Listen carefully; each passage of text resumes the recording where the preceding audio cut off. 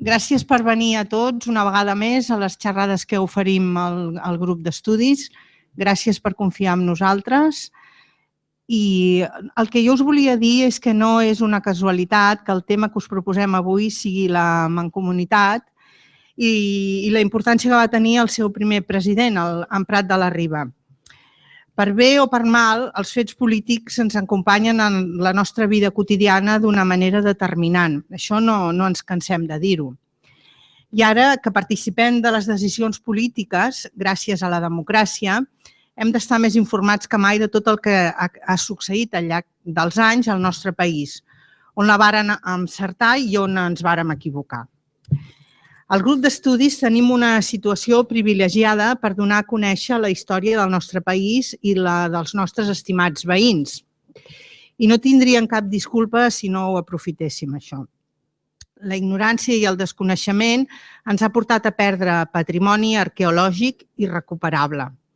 Però el patrimoni històric i l'intel·lectual no el podem perdre ni el perdrem. Jo aquests dilluns em vaig passejar pel poble una mica més de lo normal que faig perquè vaig anar a enganxar els cartells de la xerrada, cosa que fan sempre la Mercè, la Mercè Malaret, el Josep Prats i també la Teresa Carbonell, la Eva Valldeperes i la Rita Girbau. I en aquest moment aprofito per donar-los les gràcies públicament a tots. Aleshores, el que jo volia dir és que vaig veure persones que s'interessaven pel que jo estava penjant i miraven el que jo penjava, em miraven a mi, tornaven a mirar el que estava penjant i jo veia, aquesta gent no tenen ni idea del que estic aquí posant. És que no sabien de què els hi parlava. Tenien un desconeixement total del que llegien. No totes les persones, però 3 o 4 segur. I aleshores vaig pensar, més que mai, hem de treballar més que mai perquè si no ho fem nosaltres, qui ho farà? Aleshores, els llibres de història, acabo molt de pressa, els llibres de història actuals, els que estan estudiant els nostres nets i els nostres fills, els d'història, el diumenge ho vaig poder constatar amb el meu net de 12 anys, no han canviat gaire. Els reis catòlics continuen sent la clau de volta de tot el que som avui. I si teniu oportunitat, mireu, és increïble. Em vaig quedar parat. Això sí, en català, el llibre en català, però igual, exacte. Jo ja no us vull dir res més, ho farà la Lídia, que ens farà una explicació de gran rigor històric. La paraula rigor ens fa riure molt sempre, perquè sempre pensem en una altra classe de rigor, el rigor mortis. Ella és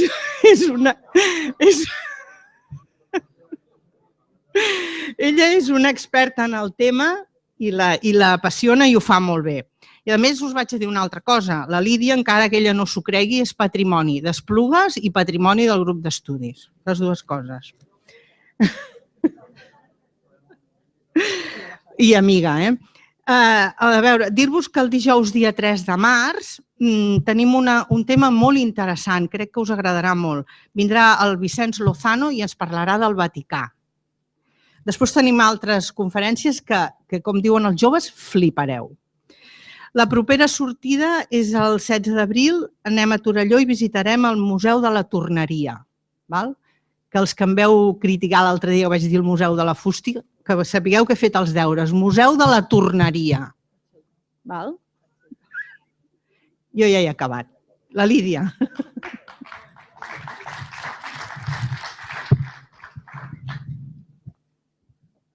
Que pesa. Hola, bona tarda. Se'm sent? Bé, després d'aquesta presentació és per donar-li les gràcies a la Rosa, que ens estima a tots molt. Això del rigor històric, doncs, no tant. I res, moltes gràcies també a tots vosaltres per ser aquí. El fet de tractar el tema de la mancomunitat va sorgir en una de les reunions del grup d'estudis a finals del 2014, a principis del 2015, quan estàvem preparant els temes de les xerrades del curs del 2015. Dels temes que anaven sorgint va sortir el de la mancomunitat, que en aquell moment celebrava el centenari de la seva creació, i coincidia amb el tricentenari de l'11 de setembre. El tema li va interessar a la Junta i me'l van adjudicant a mi. Així que per això estic avui aquí. Llavors, com a historiadora d'art, sí que tenia idea de com anava la mancomunitat, sobretot en les actuacions en biblioteques o en museus, sempre referint-se a la cultura. I en la resta d'àmbits, el meu coneixement era molt més general i molt més superflu. Així que m'ha tocat llegir, informar i bé, he fet com un resum del tema. I al veure la tasca que havia fet la Mancomunitat en tan poc temps, em vaig preguntar per què tot l'esforç d'Enric Prat de la Riba per posar-la en marxa. Quina era la situació social del moment, de Catalunya, d'Espanya i d'Europa. Què era el que provocava que un grup de persones amb Prat de la Riba al capdavant tingués tant interès en posar un institut d'aquestes característiques en marxa? Per què? I per què havien de dur tantes obres públiques en marxa? I per què calia una mancomunitat de municipis? I per què no ho exigien al govern central? I això és el que farem primer ara. Un petit repàs al temps en què es va creure necessària la creació d'una mancomunitat de municipis i perquè potser ens ajudarà a entendre encara molt millor l'obra de la mancomunitat en tota la seva extensió.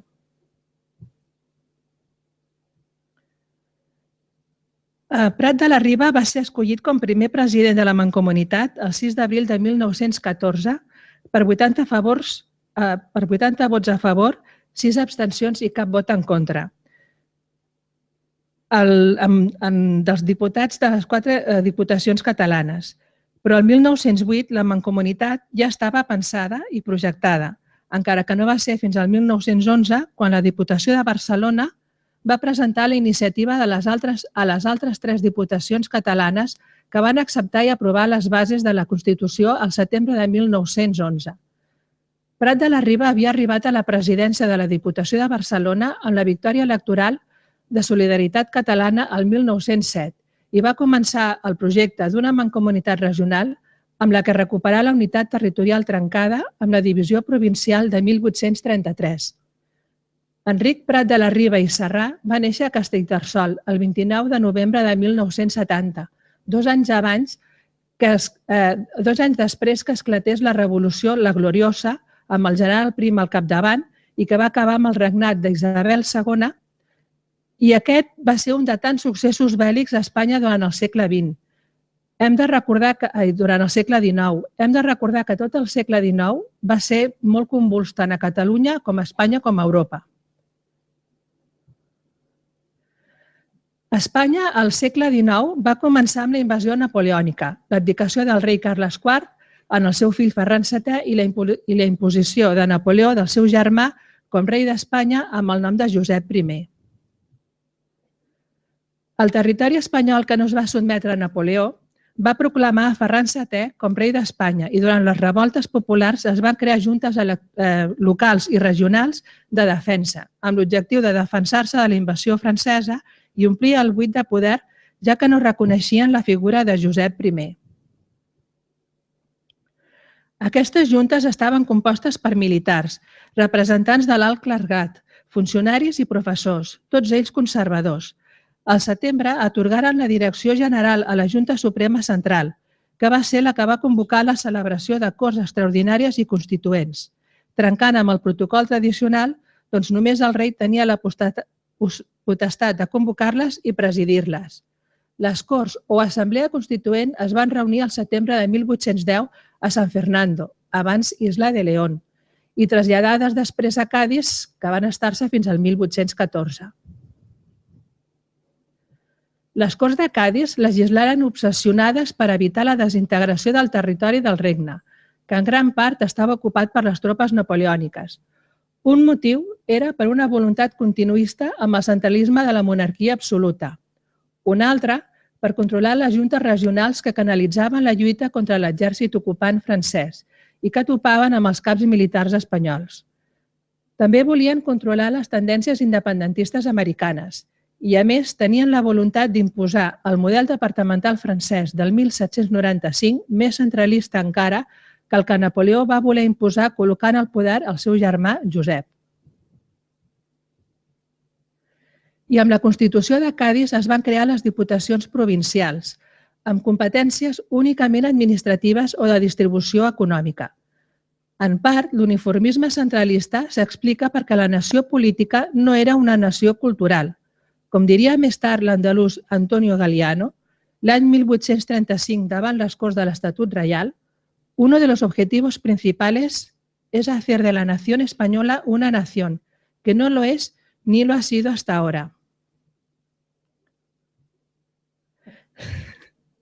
Per deixar clar que les diputacions provincials, tot i ser electives, no havien de tenir cap funció de representació, es va disposar que totes tinguessin el mateix nombre de diputats, 7, en contra del parer d'alguns, sobretot dels diputats catalans, que volien que el nombre de diputats provincials correspongués al nombre de partits judicials de cada província.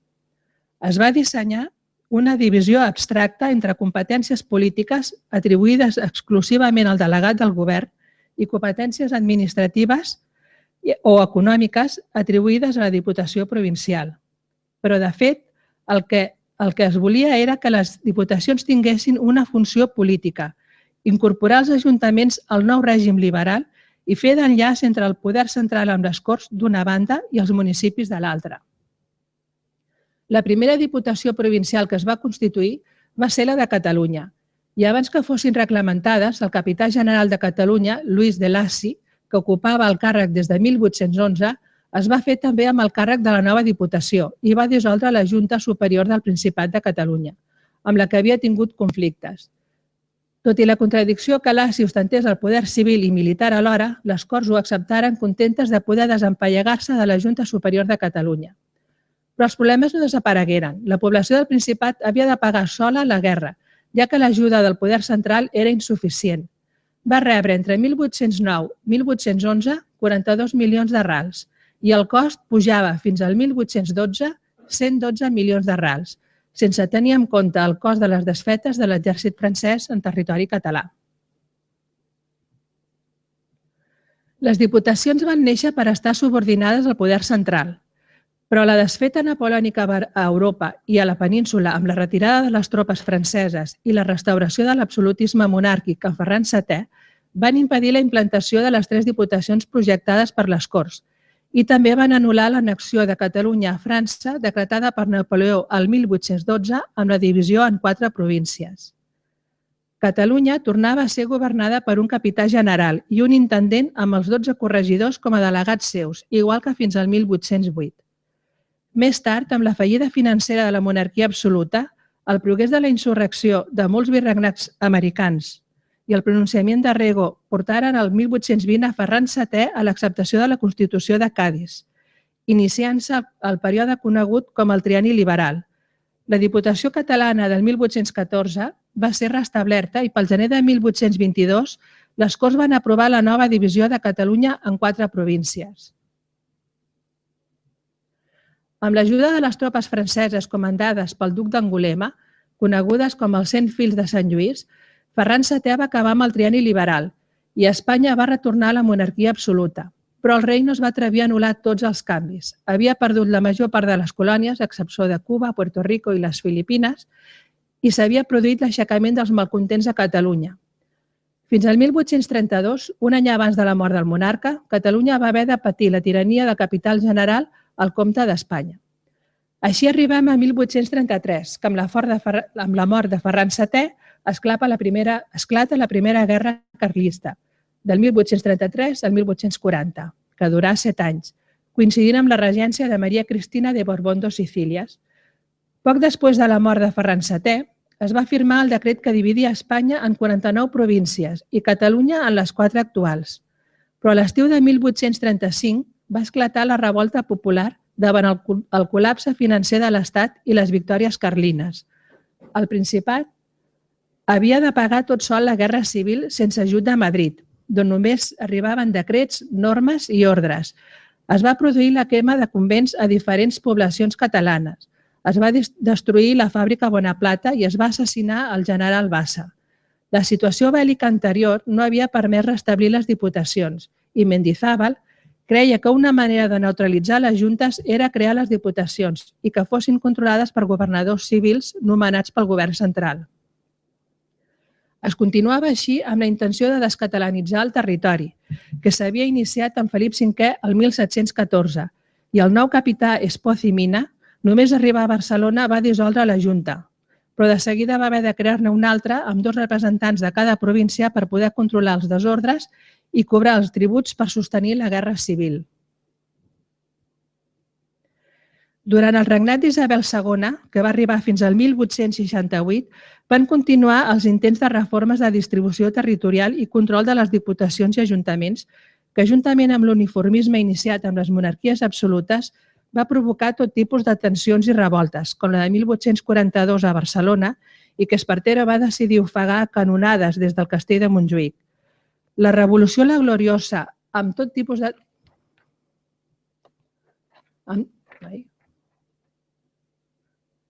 amb tot tipus de tensions i revoltes... La Revolució la Gloriosa del 1868, amb el general Prim al capdavant, va acabar amb el regnat d'Isabel II i durant la resta del segle XIX es van anar succeint.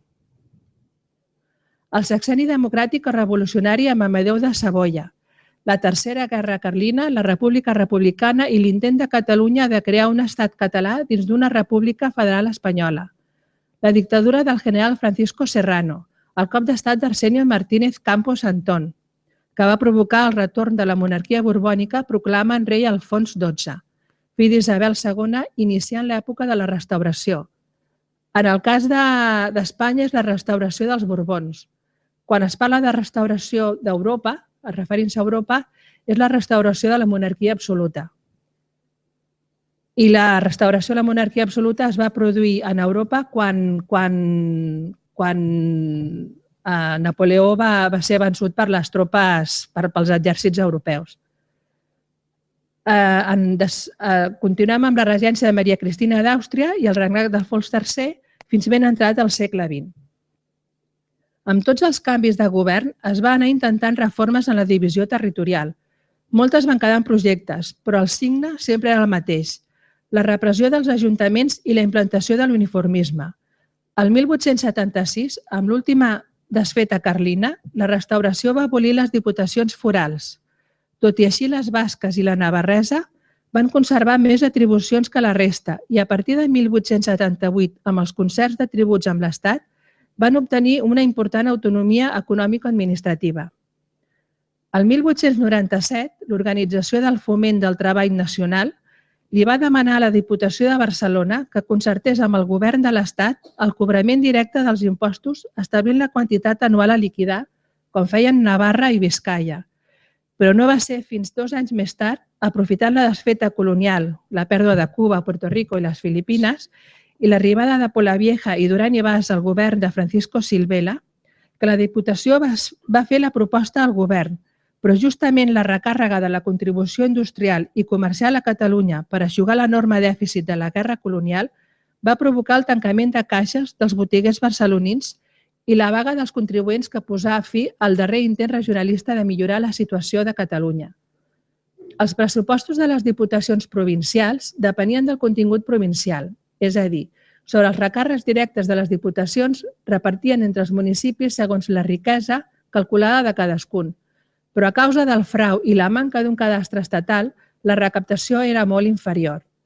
A més, la Diputació Provincial havia de pagar uns serveis que ni regia ni organitzava i que l'Estat reformava unilateralment, provocant increment en la despesa i, com que patia un dèficit crònic, endarreria molt sovint els pagaments a les diputacions.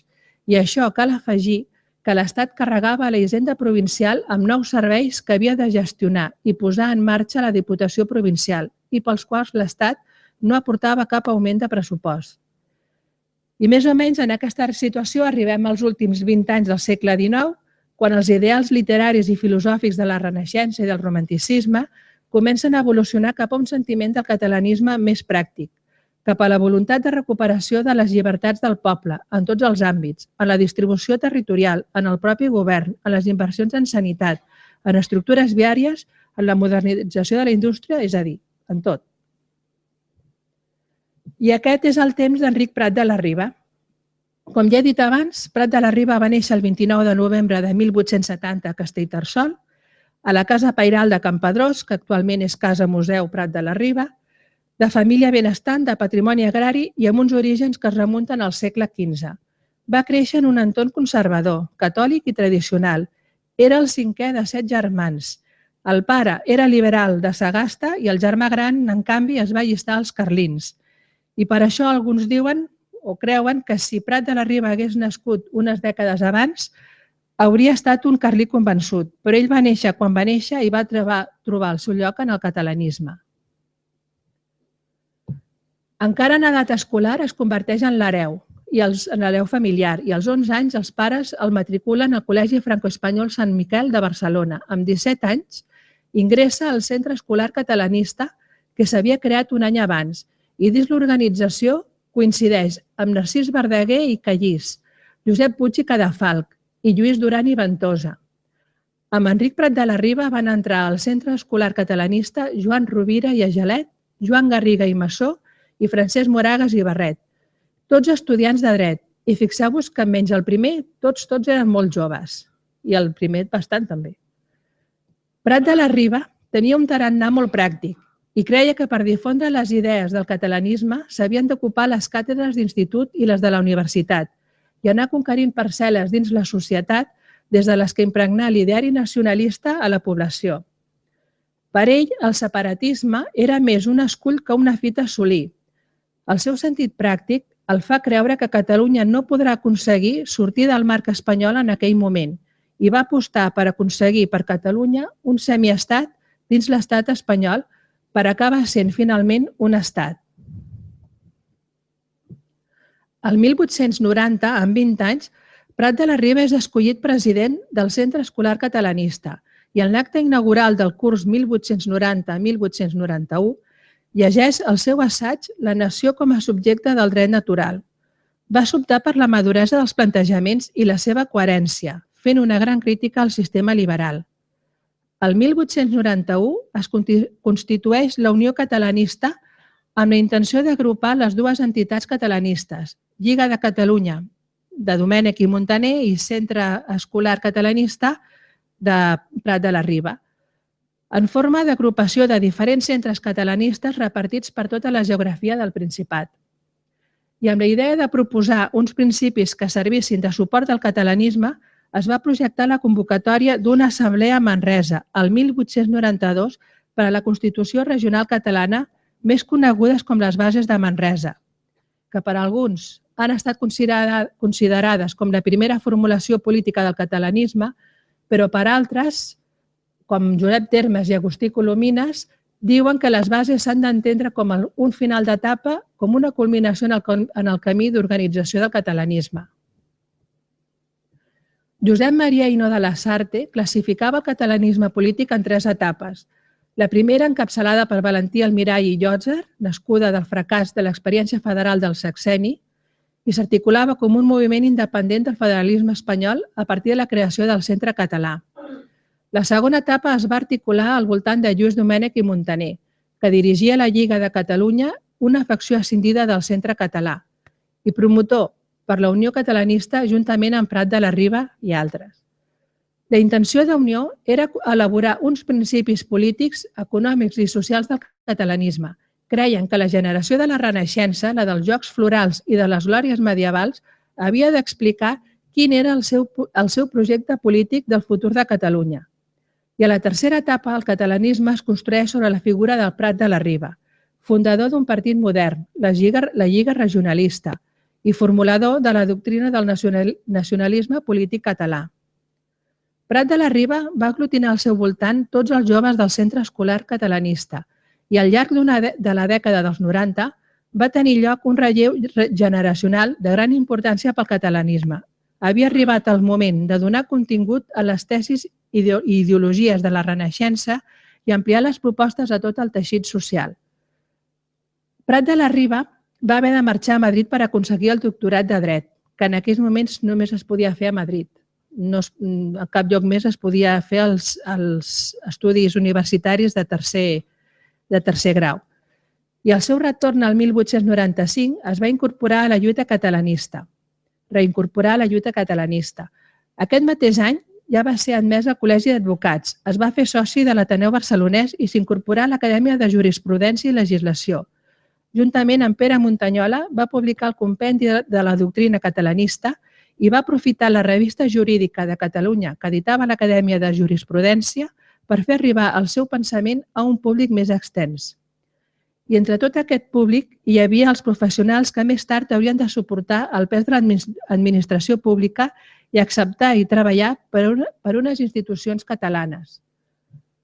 El 1901 va fundar la Lliga Regionalista, on es fusionaven les diferents burgesies catalanes des d'una òptica únicament catalana. El 1902 va ser empresonat, després de diferents avisos, per la publicació literal i sense traduir d'un article publicat a França. I d'aquest empresonament ell va emmalaltir i va ser el que li va causar la mort anys més tard. El 1906 publica La nacionalitat catalana i els 3 punts sobre els que va estructurar l'obra són la definició de la personalitat de Catalunya, la gènesis del nacionalisme, la relació amb l'Estat i les propostes del futur. L'any següent, el 1907, ja és anomenat president de la Diputació de Barcelona i ho serà fins al 1914 quan es crea la Mancomunitat de Catalunya. Com ja hem dit abans, Prat de la Riba arriba a la presidència de la Diputació de Barcelona amb la victòria electoral de la Solidaritat Catalana. Aquesta coalició de partits catalans volia ser una mostra del catalanisme i, de fet, va estar dirigida per la Lliga Regionalista, que era el partit millor organitzat. Un cop a la presidència de la Diputació, Prat de la Riba va començar a projectar la Mancomunitat regional. Per això, molts dels serveis i organismes creats per la Diputació de Barcelona en Prat de la Riba van ser pensats per ser transferits al futur ens regional com l'Institut d'Estudis Catalans, que va ser fundat el 1907. El 1908 la Mancomunitat ja estava pensada i projectada, però no va ser fins al 1911 quan la Diputació de Barcelona va presentar la iniciativa a les altres 3 diputacions catalanes que van acceptar i aprovar les bases de la seva Constitució al setembre del mateix any. Des de les diputacions catalanes es va realitzar una consulta als ajuntaments i d'un total de 1.087, només 55 es van abstenir i 2 van votar en contra. Els que van votar afirmativament representaven el 95,7% de la població catalana. Francesc Cambó va defensar les bases de la futura Mancomunitat a les Corts Espanyoles en temps del regnat d'Alfons XIII, on van trobar tantes dificultats que el 24 d'octubre de 1913 va tenir lloc una gran manifestació a Barcelona reclamant la Mancomunitat i finalment el govern conservador d'Eduardo Dato firmava el decret el 18 de desembre de 1913 que permetia la constitució de Mancomunitat catalana. Aquest decret permetia la creació d'altres mancomunitats a la resta d'Espanya, però no se'n constituí cap més. I com hem dit al principi, el 6 d'abril de 1914, per 80 vots a favor, 6 abstencions i cap vot en contra dels diputats de les 4 diputacions catalanes, Enric Prat de la Riba era escollit com primer president de la Mancomunitat. A ulls de molts espanyols, la Mancomunitat catalana ja semblava autònoma, però no era així i Prat de la Riba ho advertia en el seu discurs d'investidura i avisava que caldria superar grans dificultats. I en el discurs del seu últim mandat, al maig de 1917, recordava: «No hem fet la Mancomunitat per tenir una diputació més gran, ni per donar a l'ànima catalana un petit cos d'administració subordinada, secundària, una província. Tots anant més o menys enllà, qui d'aturant-se aviat, qui veient lluny encara el terme del seu ideal, tots volem per Catalunya un cos d'estat. Tots sentim que la voluntat popular catalana exigeix imperiosament, més o menys accentuades o atenuades, formes d'estat». Enric Prat de la Riba moria l'1 d'agost de 1917 als 47 anys. A la presidència de la Mancomunitat el va succeir Josep Puig i Cadafalch, que va vèncer Joan Rovira i a Gelet per 48 vots a favor i 39 en contra, però després va ser elegit 3 vegades més sense rival durant els 6 anys següents fins al 1923. Tant Prat de la Riba com Puig i Cadafalch es van rodejar de col·laboradors sense tenir en compte les seves ideologies. Els consells permanents de la Mancomunitat sempre van estar formats per consellers de diversos partits i, tot i així, van ser molt estables perquè estaven units en una tasca patriòtica. La Diputació de Barcelona va ser la locomotora de la Mancomunitat de Catalunya perquè, tot i que concentrava el 50% de la població del territori català, va arribar a portar el 87% dels recursos globals de la Mancomunitat. Per això, Puig i Cadafalch explicava que la Mancomunitat fou creada per unir l'esforç de tots els catalans, repartint per tot Catalunya la riquesa avui concentrada a Barcelona. I sota la seva presidència, el 1920, les 4 diputacions van traspassar a la Mancomunitat tots els serveis i recursos que encara conservaven, però els governs espanyols no van traspassar mai ni cap competència ni cap recurs fiscal. Per això, la Mancomunitat no va poder superar mai la categoria d'ens interprovincial en els seus 9 anys d'existència, però la transcendència de la seva obra va ser molt gran i el seu llegat és ben present avui en dia. Una de les àrees en les que va incidir va ser en la llengua. I tot i que la literatura catalana havia assolit un cert grau de qualitat, la llengua continuava mancada de fixació ortogràfica i de depuració lèxica dels castellanismes infiltrats, i calia una llengua escrita unificada com la que tenien el castellà i el francès, que eren llengües d'estat.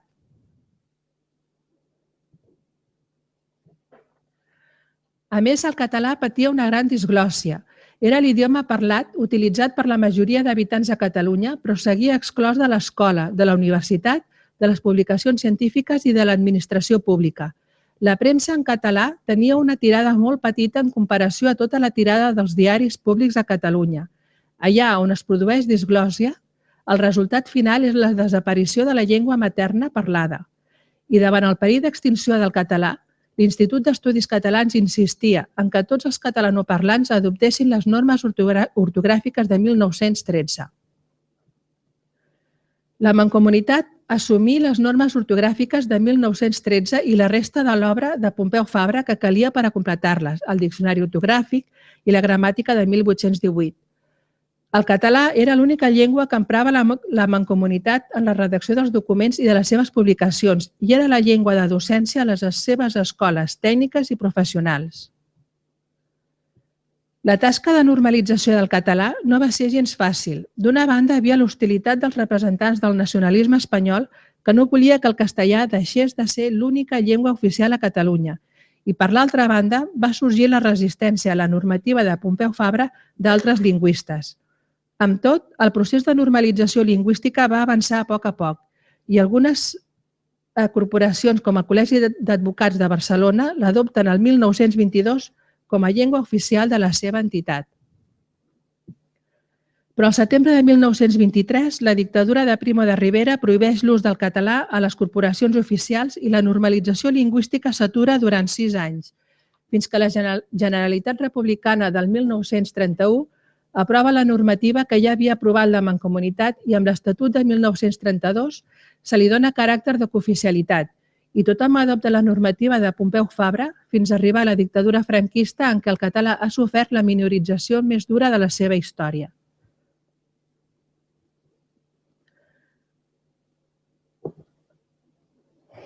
La reconeixes? A principis del segle XX sorgeix l'electrificació de la indústria i de la substitució de la màquina de vapor. Al mateix temps, la indústria química començava a incrementar la seva importància i sense una mà d'obra qualificada i sense tècnics de grau mitjà, la indústria catalana s'hauria quedat antiquada i sense possibilitat de competir. La Corporació Regional va prendre la iniciativa veient la inacció de l'Estat. A Catalunya eren molt conscients de la necessitat de diversificar la producció industrial i de renovar la ja existent. I aquí tenim fotos dels tallers dins de l'escola.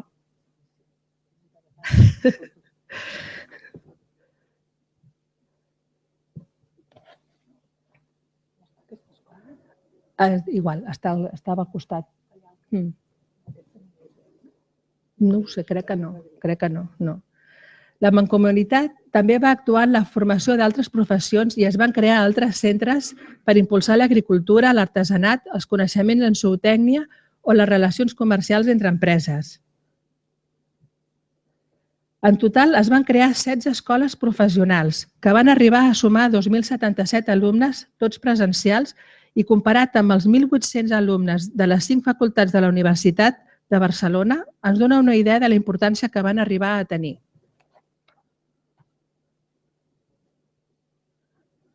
Ara una de maca.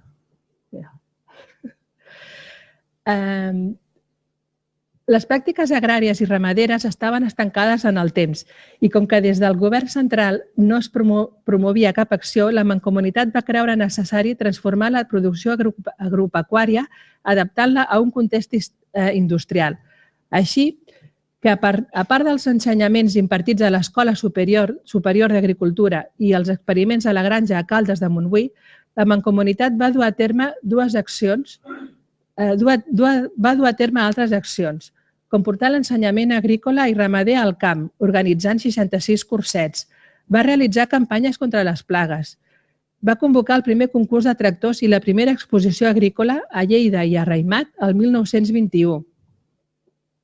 A més, va fomentar el cooperativisme agrari independent per aconseguir un progrés social i econòmic. Dels 76 sindicats agrícoles que havia el 1915, es va passar a 630 l'any 1926. El 1914, la meitat dels municipis de Catalunya estaven pràcticament incomunicats, perquè no s'hi podia arribar ni tan sols en carro. A Lleida representaven el 76% i a la resta de Catalunya la tercera part. El nombre de camions augmentava, els cotxes de línia i els privats, i es feia necessari la construcció de carreteres, reforçar-ne ponts i fer-ne de nous. La Mancomunitat va promoure la construcció de 418 quilòmetres de carreteres i dedicar el 36% del seu pressupost i va destinar també el 57% de l'emprèstit de 60 milions de pessetes que es va començar a emetre el 1920. En 10 anys, 218 d'aquests pobles aïllats van aconseguir tenir camins veïnals. La Mancomunitat avalava i prioritzava pobles que no haguessin aconseguit concórrer als concursos de subvencions de l'Estat i que amb l'ajuda econòmica mancomunal reduïa la càrrega dels pobles. A les ajudes econòmiques per la construcció de carreteres s'ha d'incloure les actuacions en la xarxa telefònica. El 1914, Catalunya tenia 1.087 municipis i d'aquests només 36 tenien telèfon, evidentment els més grans. La iniciativa privada considerava que no era rendible la cobertura a tot el territori, però la Mancomunitat opinava el contrari i va fer arribar el telèfon al voltant de 400 pobles on s'instal·lava com a mínim una centraleta. Durant la seva existència, la Mancomunitat va arribar a construir 5.950 quilòmetres de línia i el 1923 es va construir la primera central telefònica automàtica a Balaguer, amb una capacitat de fins a 1.000 abonats, tot i que en aquells moments només donava servei a 200. Un altre dels àmbits en què va actuar va ser el de salut. I cal tenir present que aleshores no existia l'assegurança social obligatòria. La Mancomunitat va intentar reduir la mortalitat infantil, que el 1915 la taxa de mort durant el primer any de vida a Barcelona era del 14,1%. I a Europa, aleshores, es considerava excessiva una taxa superior al 9,5%. Però el 1923 la taxa encara estava en el 12,9%. La Mancomunitat difongué la millora de l'alimentació dels nadons i els nous mètodes de la poricultura. Miquel Fargas era el director de la Institució Maternal Catalana i va fer ampliar la Casa de la Maternitat i Expòsits de les Corts i situada amb 2 pavellons nous, el 1921 i amb el pavelló rosa per a mares solteres el 1925. Però calia convèncer les dones de classe obrera que no infantessin a casa seva, sinó a la maternitat per les superiors garanties de supervivència.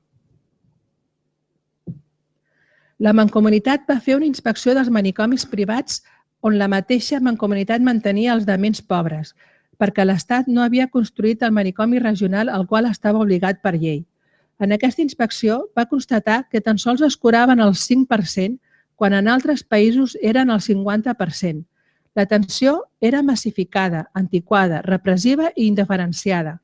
Amb la Mancomunitat es va passar del concepte de beneficència i reclusió indefinida per la creença en la coordinació a escala catalana com a servei públic i com a benefici global de la societat, intentant incorporar la prevenció, la profilaxi, la rehabilitació i la reinserció. Amb aquest ideari, la Mancomunitat va decidir ampliar el manicomi de Salt, l'únic públic i provincial. També es va projectar un hospital psiquiàtric modern a Santa Coloma de Gramenet. Els terrenys es van adquirir el 1917, però no es van començar les obres fins al 1926 i es va inaugurar el 1931, amb 21 pavellons, i els malalts estaven separats per la natura de la seva malaltia i els treballs agrícoles estaven previstos com a teràpia. També preocupaven molt a l'època les epidèmies i va optar per la divulgació de l'higiene, la prevenció de malalties i el sanejament urbà es van fer servir de les conferències populars organitzades per la Comissió d'Educació General i per primer cop de fullets informatius. En aquell temps van haver dues epidèmies que van causar un fort impacte, la de tifus de Barcelona l'estiu de 1914 i la de grip a tot el territori d'octubre de 1918. I el Servei de Sanitat, amb Gustau Pitaluga de director i Lluís Seguer de vicerrector, van tractar el paludisme, el tifus i la tuberculosi. Els préstecs mancomunats per al proveïment d'aigua potable va ajudar a reduir els casos de febre tifoide. El 1917 es va crear l'Escola d'Infermeres, en una època en què eren molt poques les dones que podien estudiar la carrera de Medicina. La Mancomunitat va arribar a destinar a beneficència i sanitat el 1923 el 24% del seu pressupost. Un altre àmbit d'actuació va ser en la ciència i el 1921 la Mancomunitat amplia una petita estació aerològica que Eduard Fontserè havia muntat a l'Escola Industrial 6 anys abans, amb el suport de l'Institut d'Estudis Catalans, i la convertí en Servei Meteorològic de Catalunya. I va ser anomenat el mateix Eduard Fontserè. El servei es va instal·lar al pis superior de l'edifici del rellotge de l'Escola Industrial i a partir de 1922 va començar a elaborar la previsió del temps que més tard, el 1927, va començar a difondre per Ràdio Barcelona. I el Servei Meteorològic de Catalunya va ser suprimit el 1939 per la dictadura franquista perquè el considerava inadmissible en una Espanya uniformista i centralista. Com tots els serveis. Si no el suprimia Primo de Rivera, el suprimia la dictadura de Franco. Sí. La Mancomunitat va crear el Consell de Pedagogia, un organisme administratiu innovador i creatiu. En aquell temps, les escoles públiques primàries eren insuficients. Sols s'utilitzava el castellà com a llengua d'ensenyament, tant a la pública com als centres privats i religiosos. El futur nacional de Catalunya estava molt compromès. Calia una escola catalana tant en els continguts com en la llengua, però la Mancomunitat no tenia ni les competències legals ni els recursos econòmics per modernitzar l'escola pública i dotar-la d'una pedagogia moderna, així que es concentrà en la formació de mestres per aconseguir una escola nova i catalana. Ja el 1914 es crea la primera escola d'estiu per a l'actualització permanent dels mestres en actiu amb 197 inscrits el primer any. El 1919, la Mancomunitat va crear els estudis normals, que eren un cicle de 3 anys per aprofundir els coneixements de llengua, història i geografia destinats a aquells que ja tenien acabats els estudis en alguna escola oficial de mestres. El Consell de Pedagogia també oferia informació a través de publicacions com els quaderns d'estudi a partir de 1915 amb articles innovadors d'educació, psicologia infantil i didàctica de les ciències i a partir de 1922 amb un suplement al butlletí dels mestres dirigit per Alexandre Galí. I per donar un model modern d'edificació escolar, la Mancomunitat va construir 4 escoles rurals, la Masó a l'Alt Camp, els Torms a les Garrigues, Sant Llorenç Savall al Vallès Occidental i Palau-saverdera a l'Empordà. Des d'aleshores que la renovació pedagògica ha quedat associada a la catalanització de l'educació. Una altra àrea en què també va incidir va ser l'administració pública. Amb el desig d'actualitzar el Principat, va treballar també en el camp de la formació dels funcionaris. Alguns pensadors creien que la modernització i la reforma de l'Estat començava pels ajuntaments, donat que són el poder públic més proper al poble. Es volia demostrar que els catalans podien estar més ben administrats en una futura Catalunya autònoma i es va projectar el 1912 l'Escola de Funcionaris de l'Administració Local, que es va posar en marxa el 1914, pensant que els secretaris dels ajuntaments eren una peça clau per la reforma de l'administració. Es va apostar per aconseguir que fossin persones de prestigi per la seva preparació, que no deguessin el càrrec al favor dels polítics i que estiguessin identificats amb l'autogovern de Catalunya i amb l'ús normal de la llengua catalana.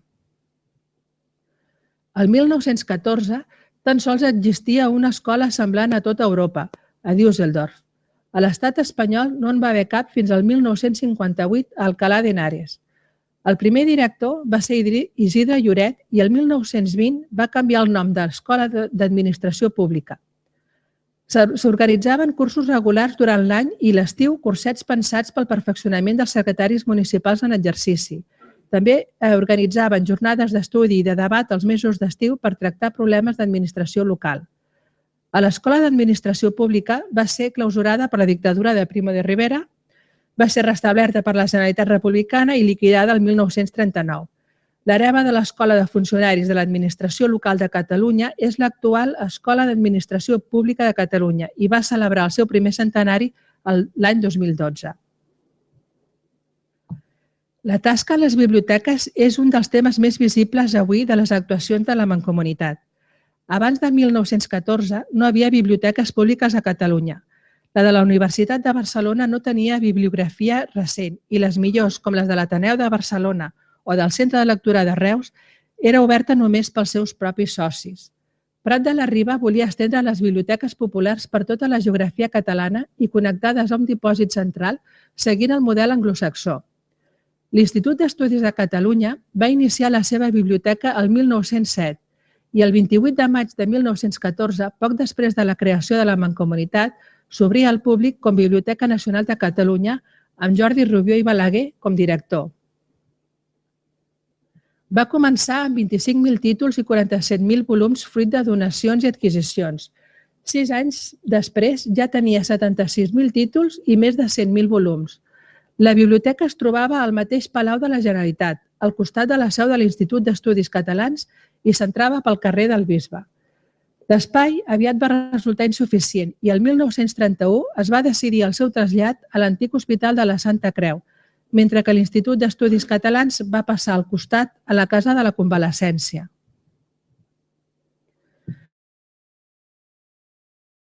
La Mancomunitat el 1915 per proporcionar personal qualificat al servei de biblioteques populars.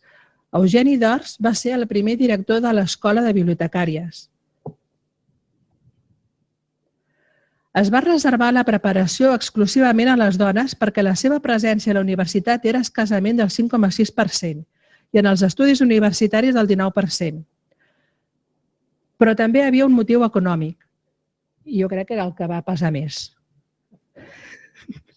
Donat que s'exigia un alt nivell de preparació i només podien oferir un sou modest, es va pensar que el personal millor seria femení perquè estaria disposat a cobrar menys. És a dir, que sí.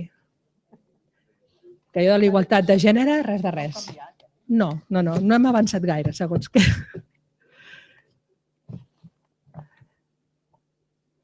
La successora directa de l'Escola de Bibliotecàries és la Facultat de Biblioteconomia i Documentació de la Universitat de Barcelona.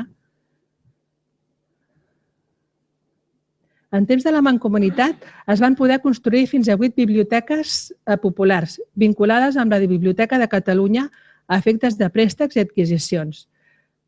Aquestes van ser a Borges Blanques el 1916, Olot, Sallent i Valls el 1918, Canet de Mar el 1919, el Vendrell el 1920 i a Pineda i Figueres el 1922.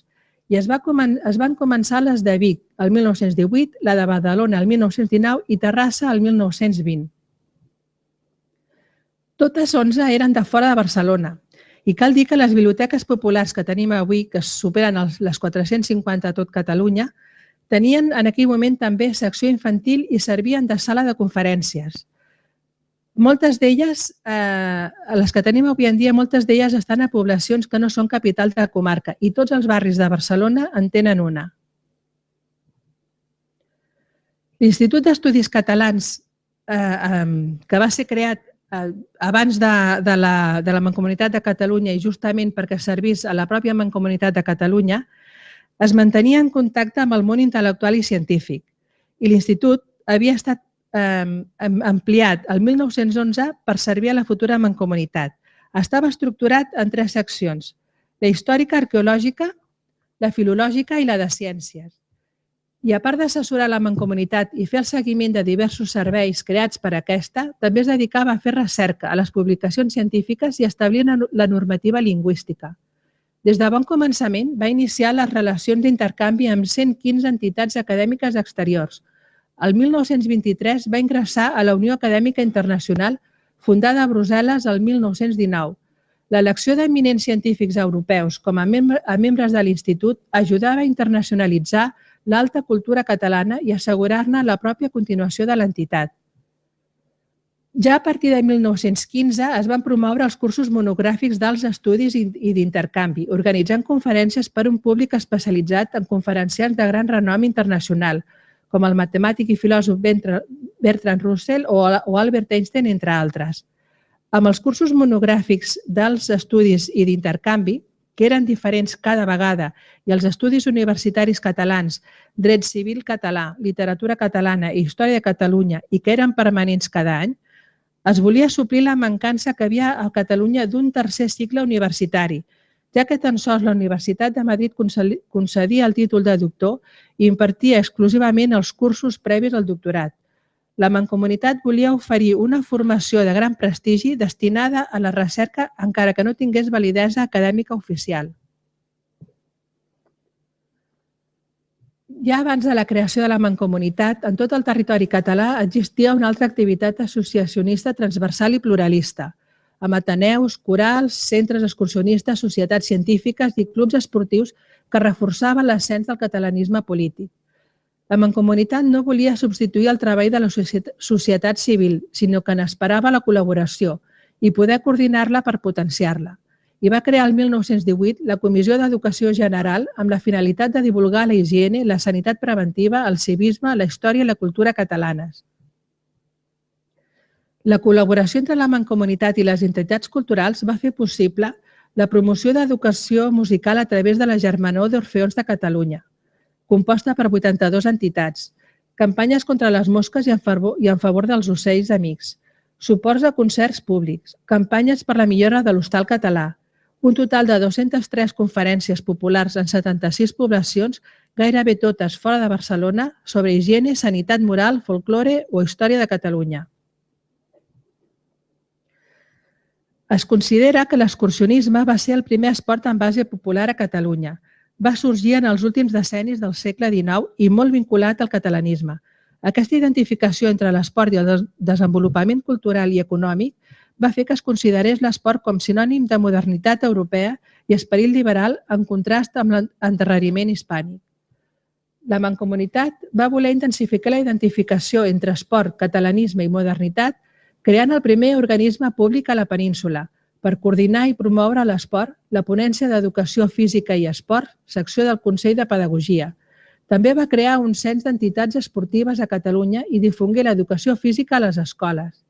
La ponència va donar suport al moviment olímpic a Catalunya, que pretenia que Barcelona fos la seu d'uns Jocs Olímpics, i va dissenyar les bases d'una política democràtica de l'esport abans que ho fes l'estat francès o l'espanyol, però la dictadura de Primo de Rivera liquidà la ponència d'Educació Física i d'Esports al maig de 1924.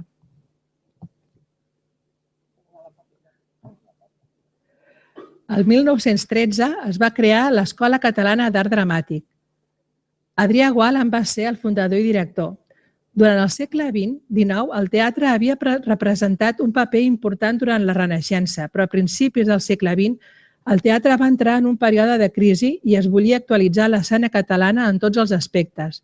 Es va crear un patronat compost per l'Ajuntament de Barcelona i la Diputació, que més tard va ser substituïda per la Mancomunitat, amb la intenció de potenciar l'Escola d'Art Dramàtic i va significar la primera institucionalització del teatre en llengua catalana. L'Escola d'Art Dramàtic perviu avui en dia en l'actual Institut del Teatre.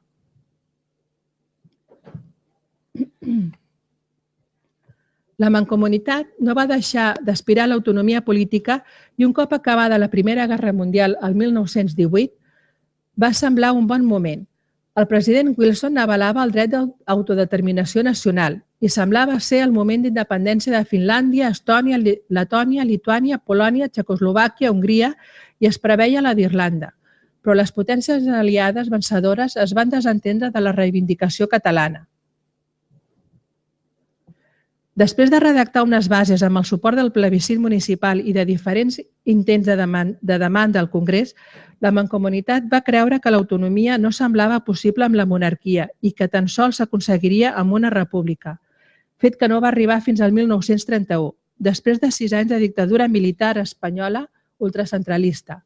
Tot i el fracàs de 1919 sense aquest període d'estatut i la campanya de sensibilització, no s'hauria aconseguit 13 anys més tard l'Estatut de 1932, que va ser el precedent del de 1979. Si el segle XIX va ser convuls, les primeres dècades del segle XX van continuar sent molt violentes, fet que fa més meritòria l'obra ingent dut a terme per la Mancomunitat. En aquests anys va esclatar la Primera Guerra Mundial, la revolució bolxevica amb la Guerra Civil a Rússia i la dictadura comunista i el naixement del feixisme que aconseguia el poder a Itàlia el 1922. A Espanya, que es va mantenir neutral durant la Primera Guerra Mundial, la monarquia d'Alfons XIII va entrar en crisi i des de l'estiu de 1917 fins al 1923 es van succeir 13 governs amb una durada mitjana de 5 mesos i mig. La CNT aconseguia el predomini dels moviments sindicals a Catalunya i a causa de la seva orientació anarcosindicalista, la patronal no volia negociar cap conveni amb els seus caps sindicals. Aquest bloqueig en les negociacions es va veure agreujat amb el pistolarisme. Si de 1928 a 1923 van haver 950 persones afectades pels atemptats socials, 271 morts eren patrons, encarregats o obrers de signes oposats, policies o simples vianants. La Mancomunitat no va aconseguir mai que les patronals i els obrers establissin diàlegs i tampoc va aconseguir desterrar la violència. Puig i Cadafalch, com president de la Mancomunitat, no va voler donar suport al governador civil de Barcelona, Severiano Martínez Anido, i als seus procediments de guerra bruta, que consistien a donar suport al sindicat lliure i simular fugues de presos per liquidar-los. D'això se'n va dir la llei de fugues. El 13 de setembre de 1923, el capità general de Catalunya, Miguel Primo de Rivera, va organitzar un cop d'estat, prohibir la senyera i la llengua catalana a les corporacions. Puig i Cadafalch va marxar a França abans de ser destituït i els diputats d'elecció popular van ser substituïts per altres espanyolistes designats a dit.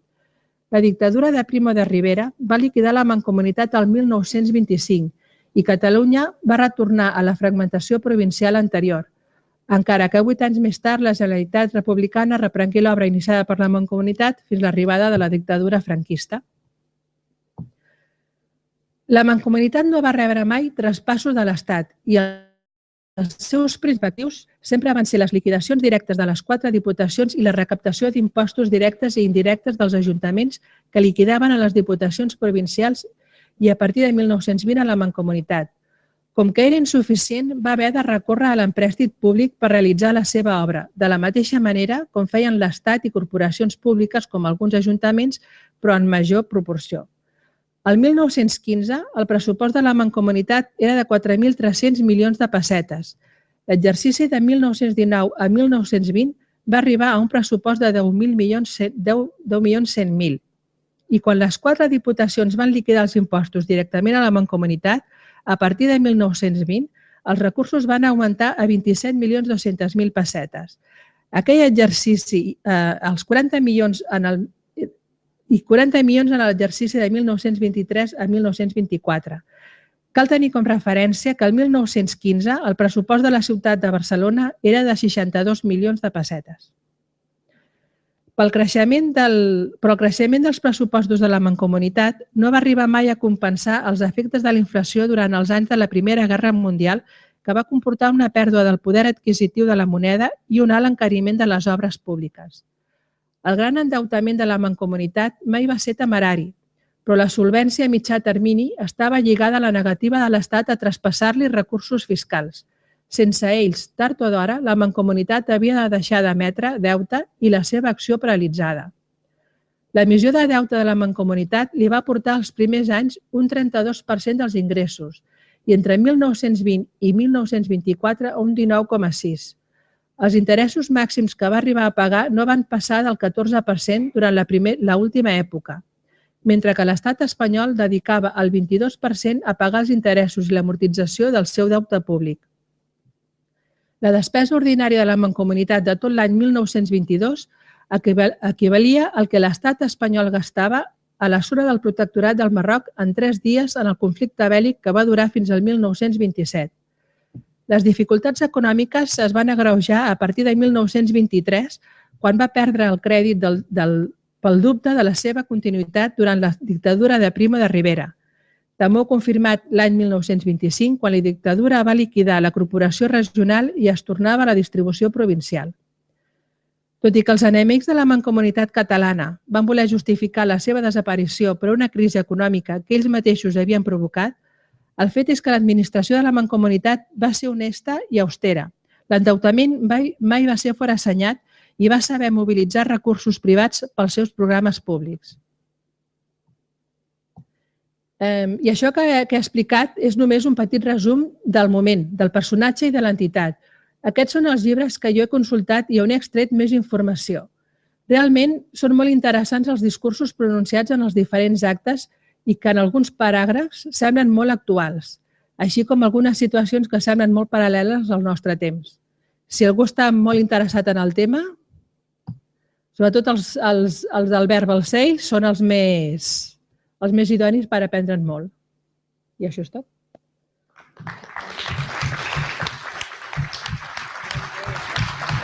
Sí? No he sigut pesat? Tu ja pots anar a tornar a llegir. Per què? Sí. Sí, ha recordat la història que sembla actual. Quina pena, oi? Si li voleu fer alguna pregunta, jo crec que no cal perquè ho he explicat tot molt bé. Jo li anava a preguntar allò dels recursos perquè ho he deixat pel final, però ha quedat claríssim. Sí, impacta més, sí. Doncs ens trobem en la casella de sortida una altra vegada, nois? Vinga, a fer... preguntes. No tenim... Sí.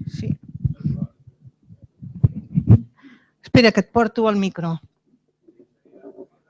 Sí, espera, que te'l porten. Qui és? Qui? Seria d'agrair que la persona que ha fet aquest resum l'imprimís i el regalés a tots els polítics d'avui en dia, per veure que si en 11 anys vam ser capaços de fer el que vam fer, sortir del no-res, perquè era el no-res, i arribar on ha arribat creant escoles, creant tot això, tindria de ser com el catecisme dels polítics d'avui en dia. Simplement això.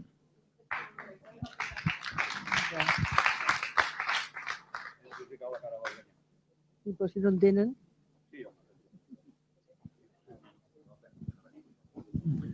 Una pregunta, si la pots contestar. Hi ha tot un procés de consolidació de la llengua catalana, de tal manera que sembla ser que és la tasca essencial de trobar un tipus de lligams ortogràfics i de correcció de la llengua, que això té lloc en aquesta època, precisament. Pots explicar alguna cosa respecte a les dificultats que va tenir el Pompeu Fabra respecte a altres lingüistes? Perquè, esclar, hi havia 2 o 3 influències importants en quant a interpretació ortogràfica de la llengua. I la llengua que avui tenim està molt fixada i, esclar, això sí que mereix que es conegui també.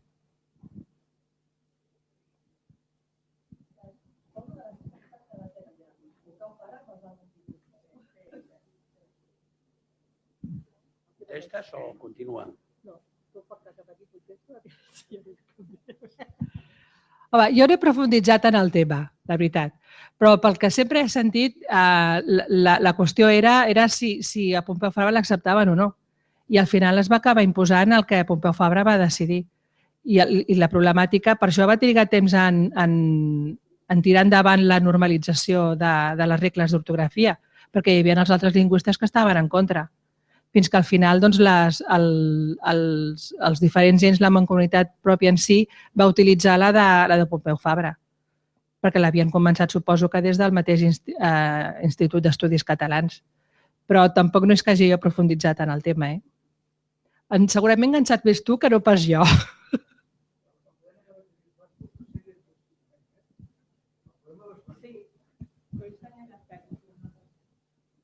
És que això és un tema important perquè, per exemple, a Euskal Herria avui dia es parlen una sèrie de zones que tenen una forma diferent de parlar el basc. La part de Guipúscoa, la part de l'Euskal Herria francesa, la part, diguem-ne, de Navarra, que és tan basca com Guipúscoa. Esclar, ells van perdre l'oportunitat d'unificar la llengua i això ho estan acusant amb problemes que tenen actualment. Hi ha una gran massa que sí que es va guanyant unitat, però sí que és un tema que m'ha preocupat molt perquè, esclar, si un país no té una unitat de llengua, té un gran problema.